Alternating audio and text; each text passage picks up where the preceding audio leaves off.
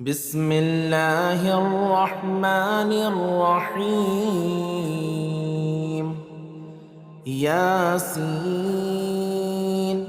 والقرآن الحكيم إنك لمن المرسلين على صراط مستقيم تنزيل العزيز الرحيم لتنذر قوما ما أنذر آباؤهم فهم غافلون. لقد حق القول على أكثرهم فهم لا يؤمنون. إنا جعلنا في أعناقهم أغلالا فهي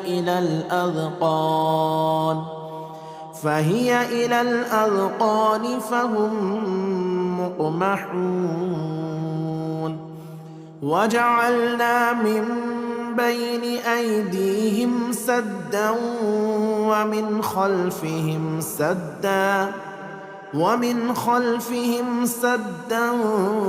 فأغشيناهم فهم لا يبصرون. وسواء عليهم أأنذرتهم أم لم تنذرهم لا يؤمنون. إنما تنذر من اتبع الذكر وخشي الرحمن بالغيب فبشره بمغفرة وأجر كريم. إنا نحن نحيي الموتى ونكتب ما قدموا وآثارهم وكل شيء أحصيناه في إمام مبين. واضرب لهم مثلا أصحاب القرية إذ جاءها المرسلون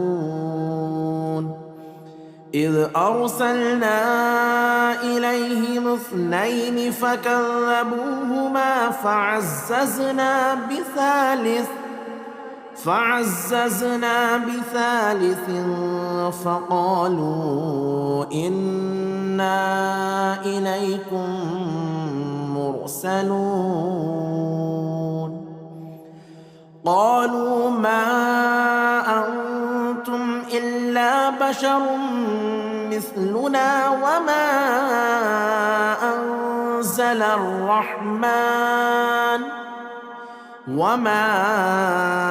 أنزل الرحمن من شيء إن أنتم إلا تكذبون. قالوا ربنا يعلم إنا إليكم لمرسلون وما علينا إلا البلاغ المبين. قالوا إنا تطيرنا بكم لئن لم تنتهوا لنرجمنكم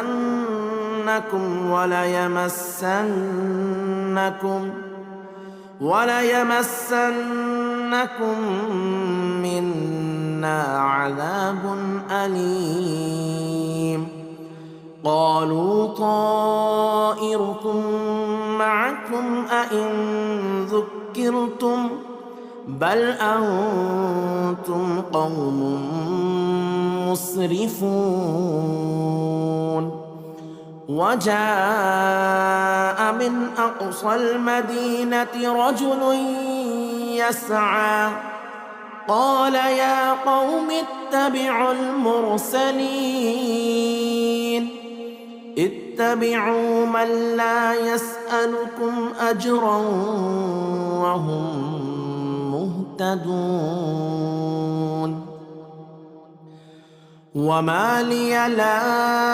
أعبد الذي فطرني وإليه ترجعون أأتخذ من دونه آلهة إن يردني الرحمن بضر لا تغن عني شفاعتهم شيئا ولا ينقذون إني إذا لفي ضلال مبين إني آمنت بربكم فاسمعون قيل ادخل الجنة قال يا ليت قومي يعلمون بما غفر لي ربي وجعلني من المكرمين وما أنزلنا على قومه من بعده من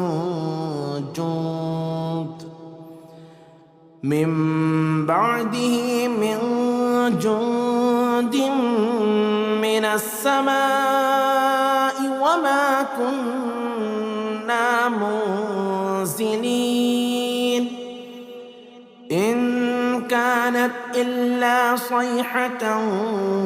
واحدة فإذا هم خامدون يا حسرة على العباد ما يأتيهم من رسول إلا كانوا به يستهزئون ألم يروا كم أهلكنا قبلهم من القرون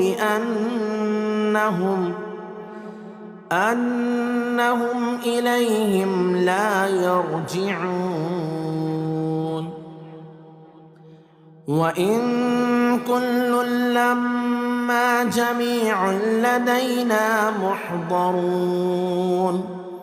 وآية لهم الأرض الميتة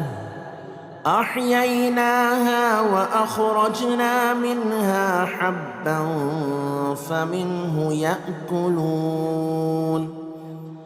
وجعلنا فيها جنات من نخيل وأعناب وفجرنا فيها من العيون ليأكلوا من ثمره وما عملته أيديهم أفلا يشكرون سبحان الذي خلق الأزواج كلها مما تنبت الأرض ومن أنفسهم ومما لا يعلمون وآية لهم الليل نسلخ منه النهار فإذا هم مظلمون والشمس تجري لمستقر لها ذلك تقدير العزيز العليم والقمر قدرناه منازل حتى عاد كالعرجون القديم لا الشمس ينبغي لها أن تدرك القمر ولا الليل سابق النهار وكل في فلك يسبحون وآية لهم أنا حملنا ذريتهم في الفلك المشحون وخلقنا لهم من مثله ما يركبون وإن نشأ نغرقهم فلا صريخ لهم ولا هم ينقذون إلا رحمة منا ومتاعا إلى حين وإذا قيل لهم اتقوا ما بين أيديكم وما خلفكم لعلكم ترحمون وما تأتيهم من آية من آيات ربهم إلا كانوا عنها معرضين وإذا قيل لهم أنفقوا مما رزقكم الله قال الذين كفروا للذين آمنوا أنطعم من لو يشاء الله أطعمه إن أنتم إلا في ضلال مبين ويقولون متى هذا الوعد إن كنتم صادقين ما ينظرون إلا صيحة واحدة تأخذهم وهم يخصمون فلا يستطيعون توصية ولا إلى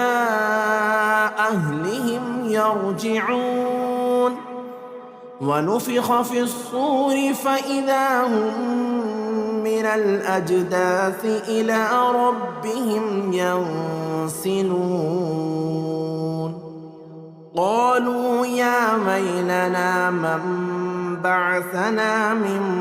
مرقدنا هذا ما وعد الرحمن وصدق المرسلون إن كانت إلا صيحة واحدة فإذا هم جميع لدينا محضرون فاليوم لا تظلم نفس شيئا ولا تجزون إلا ما كنتم تعملون إن أصحاب الجنة اليوم في شغل فاكهون هم وأزواجهم في ظلال على الأرائك متكئون لهم فيها فاكهة ولهم ما يدعون سلام قولا من رب رحيم سلام قولا من رب رحيم وامتازوا اليوم أيها المجرمون ألم أعهد إليكم يا بني آدم ألا تعبدوا الشيطان إنه لكم عدو مبين وأن اعبدوني هذا صراط مستقيم ولقد أضل منكم جبلا كثيرا أفلم تكونوا تعقلون هذه جهنم التي كنتم توعدون اصلوها اليوم بما كنتم تكفرون اليوم نختم على أفواههم وتكلمنا أيديهم وتشهد أرجلهم بما كانوا يكسبون ولو نشاء لطمسنا على أعينهم فاستبقوا الصراط فأنى يبصرون ولو نشاء لمسخناهم على مكانتهم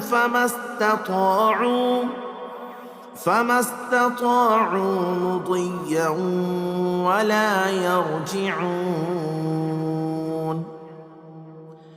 ومن نعمره ننكسه في الخلق أفلا يعقلون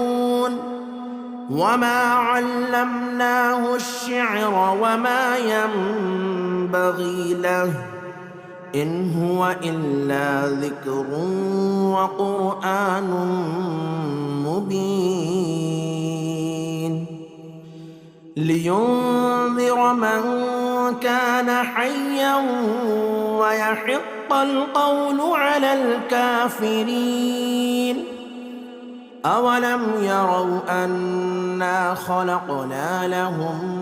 مما عملت أيدينا أنعاما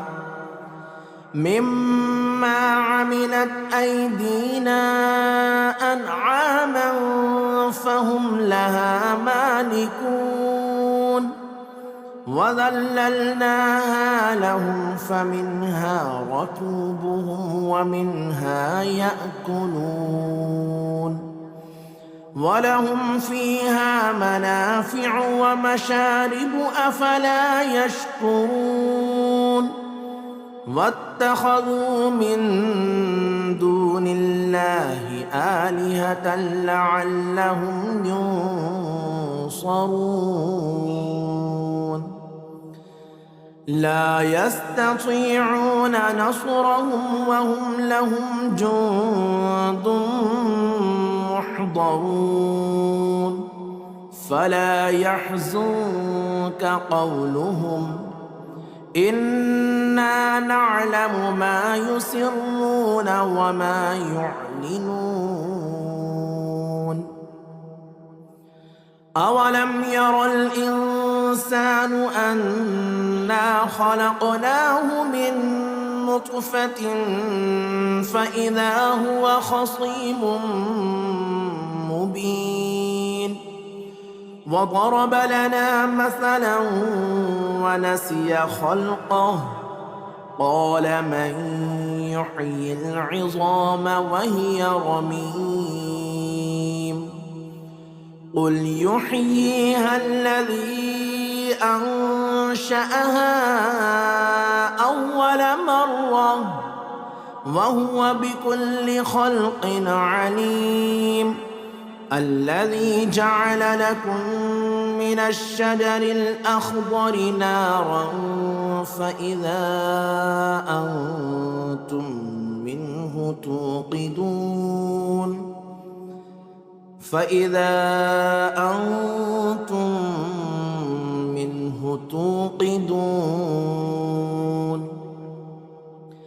أوليس الذي خلق السماوات والأرض بقادر على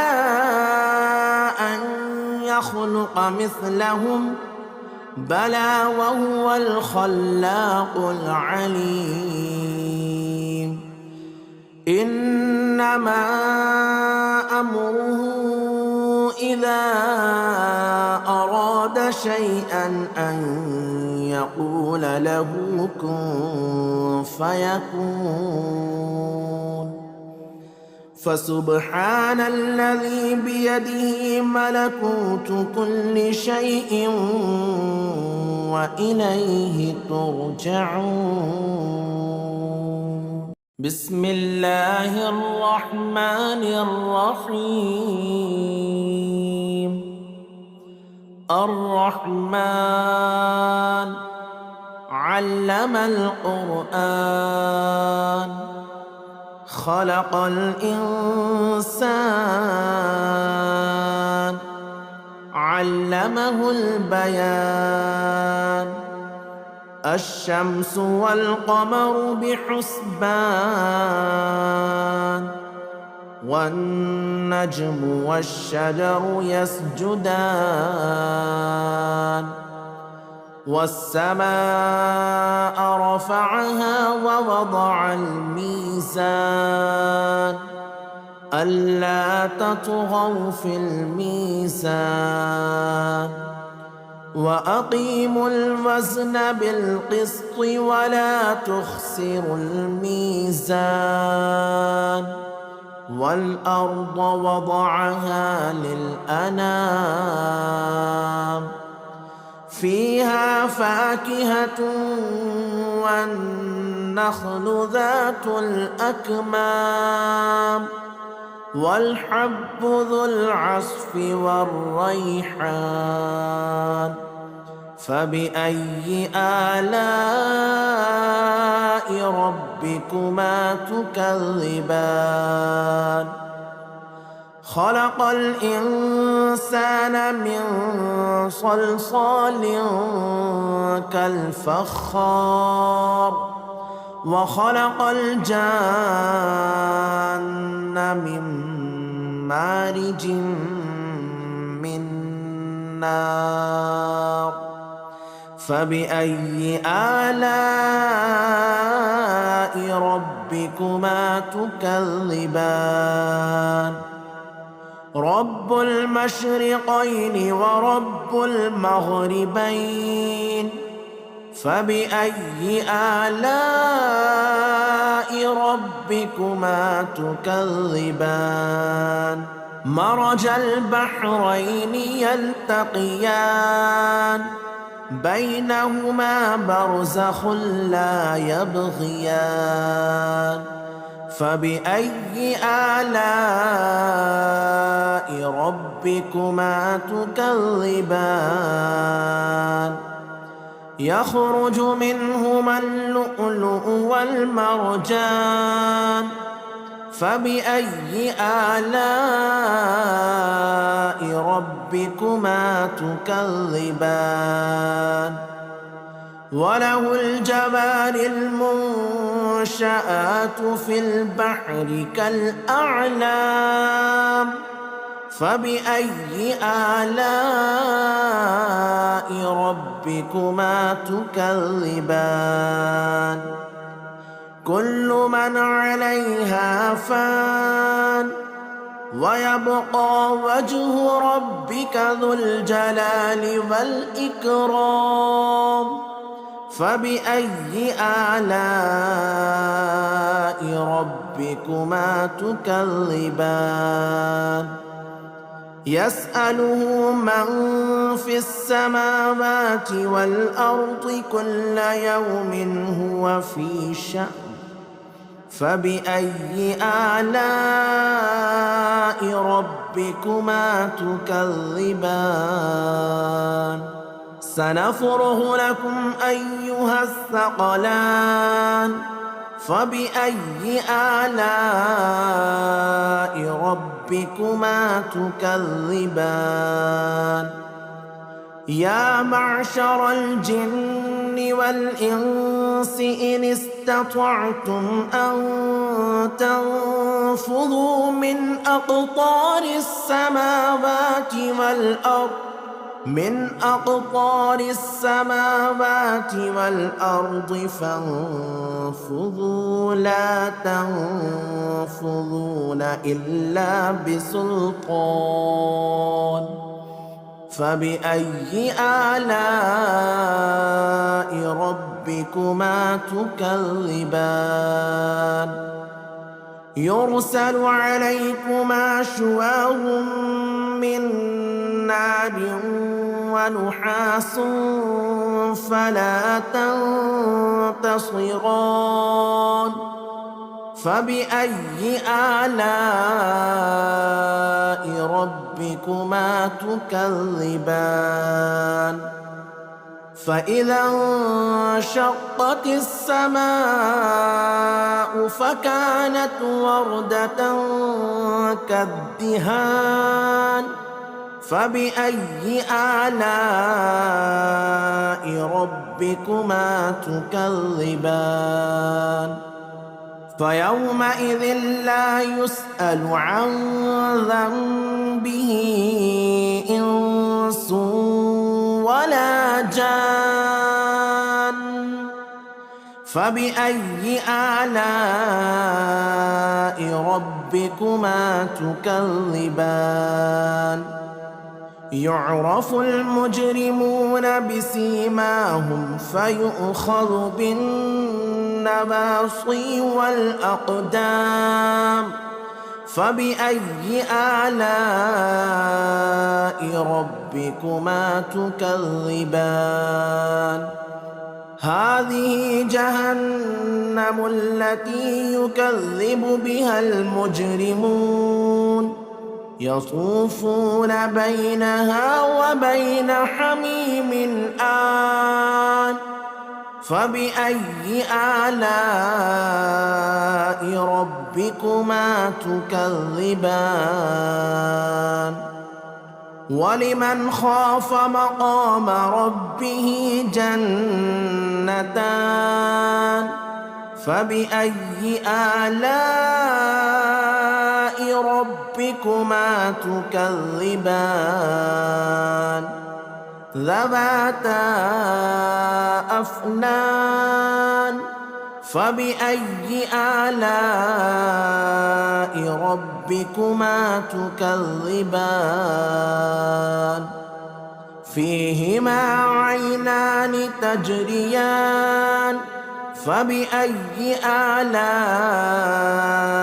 ربكما تكذبان فيهما من كل فاكهة زوجان فبأي آلاء ربكما تكذبان متكئين على فرش بطائنها من استبرق وجنى الجنتين دان فبأي آلاء ربكما تكذبان فيهن قاصرات الطرف لم يطمثهن إنس قبلهم ولا جان فبأي آلاء ربكما تكذبان كأنهن الياقوت والمرجان فبأي آلاء ربكما تكذبان هل جزاء الإحسان إلا الإحسان فبأي آلاء ربكما تكذبان ومن دونهما جنتان فبأي آلاء ربكما تكذبان مدهامتان فبأي آلاء ربكما تكذبان فيهما عينان نضاختان فبأي آلاء ربكما تكذبان فيهما فاكهة ونخل ورمان فبأي آلاء ربكما تكذبان فيهن خيرات حسان فبأي آلاء ربكما تكذبان حور مقصورات في الخيام فبأي آلاء ربكما تكذبان لم يطمثهن إنس قبلهم ولا جان فبأي آلاء ربكما تكذبان متكئين على رفرف خضر وعبقري حسان فبأي آلاء ربكما تكذبان تبارك اسم ربك ذي الجلال والإكرام بسم الله الرحمن الرحيم ياسين والقرآن الحكيم إنك لمن المرسلين على صراط مستقيم تنزيل العزيز الرحيم لتنذر قوما ما أنذر آباؤهم فهم غافلون لقد حق القول على أكثرهم فهم لا يؤمنون إنا جعلنا في أعناقهم أغلالا فهي إلى الأذقان فهم مقمحون وجعلنا من بين أيديهم سدا ومن خلفهم سدا فأغشيناهم فهم لا يبصرون وسواء عليهم أأنذرتهم أم لم تنذرهم لا يؤمنون إنما تنذر من اتبع الذكر وخشي الرحمن بالغيب فبشره بمغفرة وأجر كريم إنا نحن نحيي الموتى ونكتب ما قدموا وآثارهم وكل شيء أحصيناه في إمام مبين واضرب لهم مثلا أصحاب القرية إذ جاءها المرسلون إذ أرسلنا إليهم 2 فكذبوهما فعززنا بثالث فقالوا إنا إليكم مرسلون قالوا ما أنتم إلا بشر مثلنا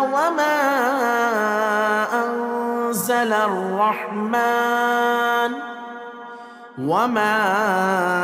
أنزل الرحمن من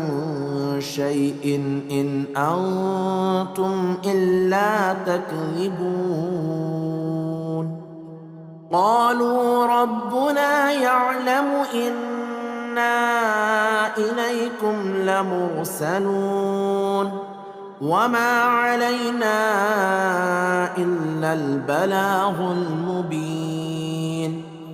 قالوا إنا تطيرنا بكم لئن لم تنتهوا لنرجمنكم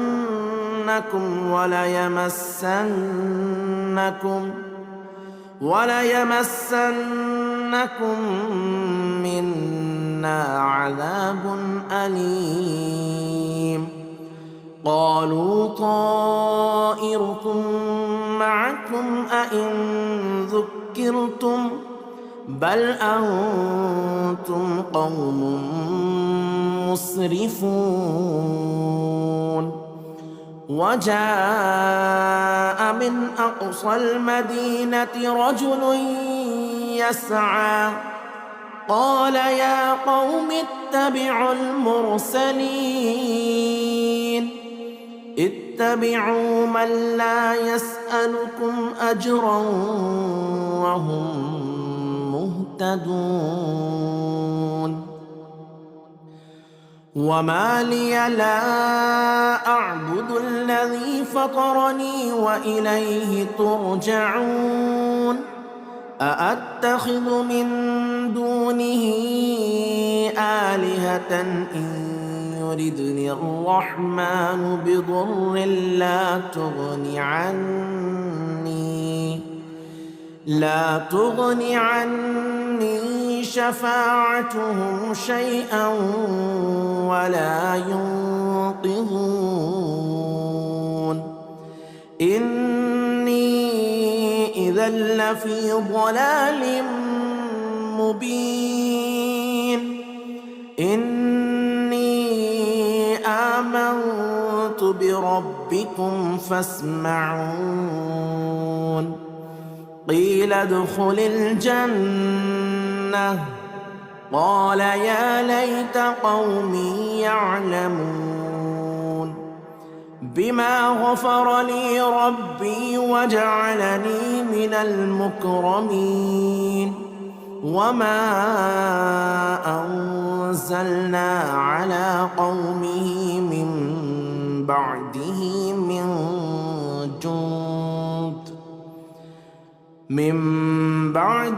من جند من السماء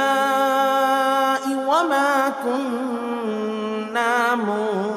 منزلين إن كانت إلا صيحة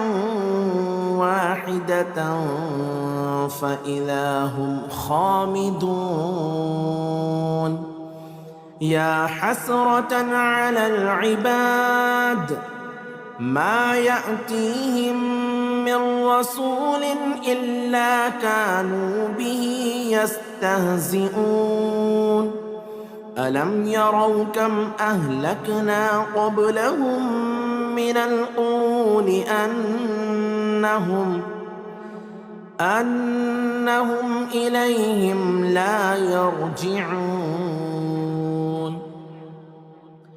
وإن كل لما جميع لدينا محضرون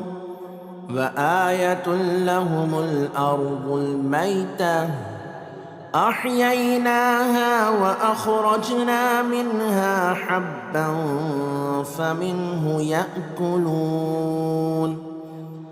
وجعلنا فيها جنات من نخيل وأعناب وفجرنا فيها من العيون ليأكلوا من ثمره وما عملته أيديهم أفلا يشكرون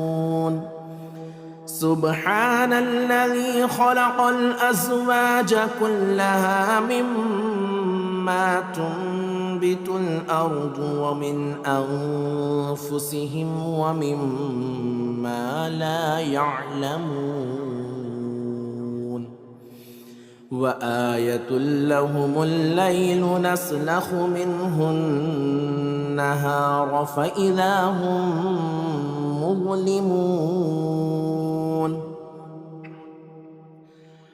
والشمس تجري لمستقر لها ذلك تقدير العزيز العليم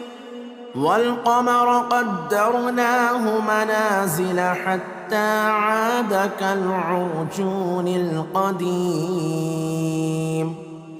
لا الشمس ينبغي لها أن تدرك القمر ولا الليل سابق النهار وكل في فلك يسبحون وآية لهم أن أنا حملنا ذريتهم في الفلك المشحون وخلقنا لهم من مثله ما يركبون وإن نشأ نغرقهم فلا صريخ لهم ولا هم ينقذون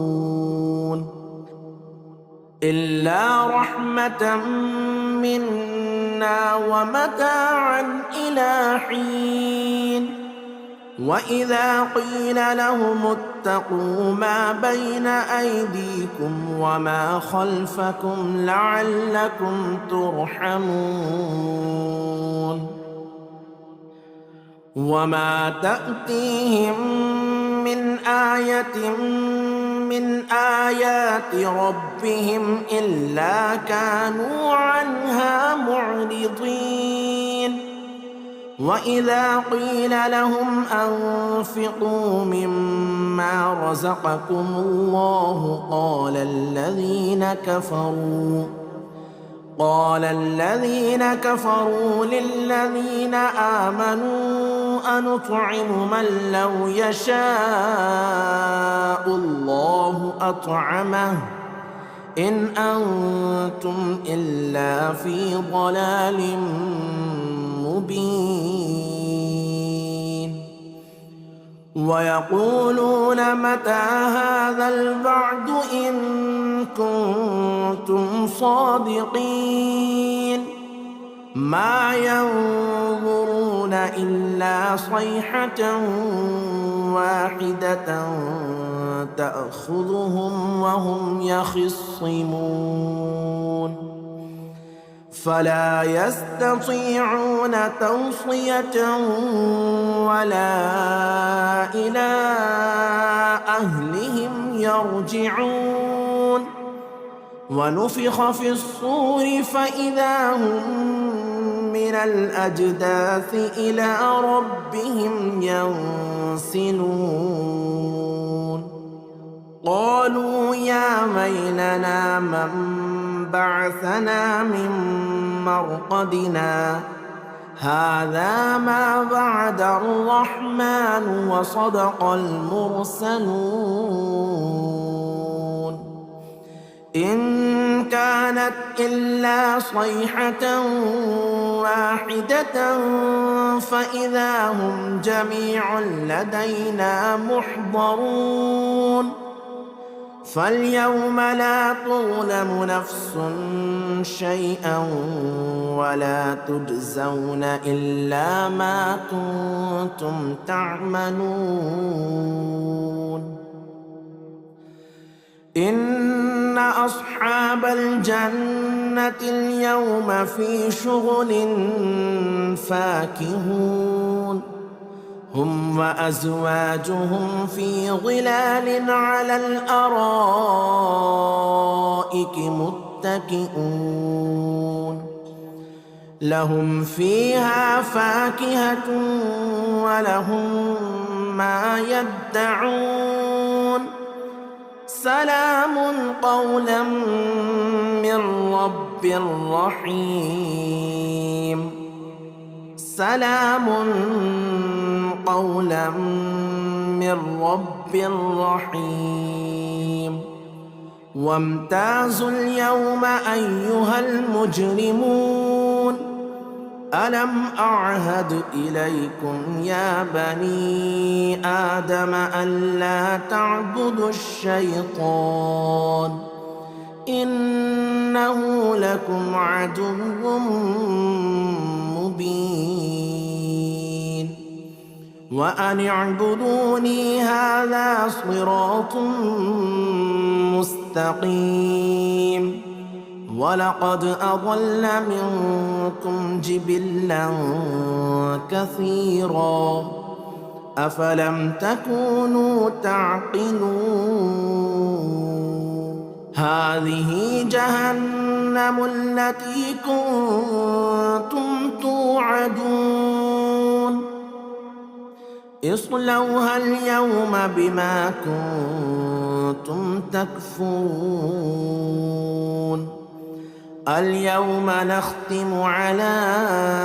أفواههم وتكلمنا أيديهم وتشهد أرجلهم بما كانوا يكسبون ولو نشاء لطمسنا على أعينهم فاستبقوا الصراط فأنى يبصرون ولو نشاء لمسخناهم على مكانتهم فما استطاعوا مضيا ولا يرجعون ومن نعمره ننكسه في الخلق أفلا يعقلون وما علمناه الشعر وما ينبغي له إن هو إلا ذكر وقرآن مبين لينذر من كان حيا ويحق القول على الكافرين أولم يروا أنا خلقنا لهم مما عملت أيدينا أنعاما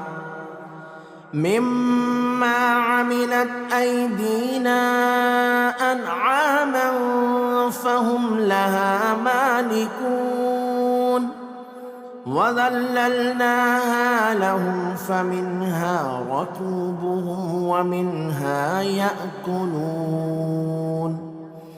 ولهم فيها منافع ومشارب أفلا يشكرون واتخذوا من دون الله آلهة لعلهم ينصرون لا يستطيعون نصرهم وهم لهم جند محضرون فلا يحزنك قولهم إنا نعلم ما يسرون وما يعلنون أولم ير الإنسان أنا خلقناه من نطفة فإذا هو خصيم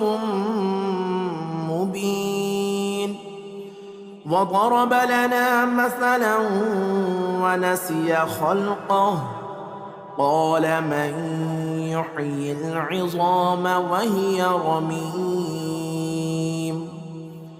قل يحييها الذي أنشأها أول مرة وهو بكل خلق عليم الذي جعل لكم من الشجر الأخضر نارا فإذا أنتم منه توقدون